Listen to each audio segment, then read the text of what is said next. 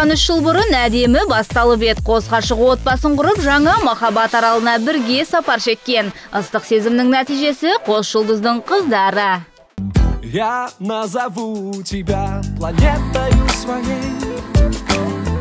Я назову тебя родной, любимой, милой.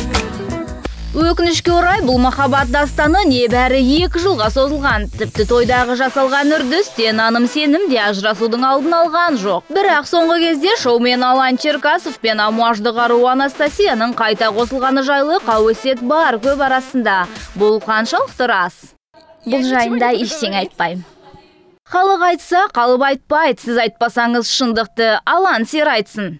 Моя личная жизнь. Менің жеке өмірім қазір толығымен шығармашылыққа, қызыма арналған. Қазір қызым демалыста, бос уақытым бар. Осы уақытты шығармашылыққа арнадым, атқаратын іс көп. Ештеңе де босқа болмайды ғой. Бала алыста, демалып жүргенде осы мүмкіндікті пайдаланып, жеке шаруаларыммен айналысуға, жай уақытта үлгермейтін істерді жасауға бел будым. Мен қазір жаттығу, спортпен айналыса бастадым, белсенді өмір сүру қалпын қалыптастырдым. Музыкаға көп уақыт арнап жүрмін. Жеке өмірім күндердің бір күнінде өзі маған керек деп ойлаймын. Личная жизнь когда-нибудь да посетит меня.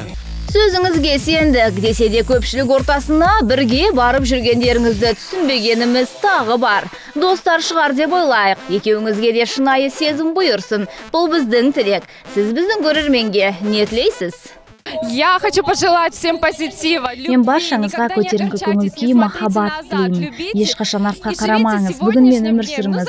Әрине, ертең ойлаңыз, бірақ бүгін өмір сүріңіз деген келеді. Жамандықты еске алмаңыз, армандарға, ғажайыпқа сеніңіз, олар әрқашан орындалады. Они всегда сбудутся у вас.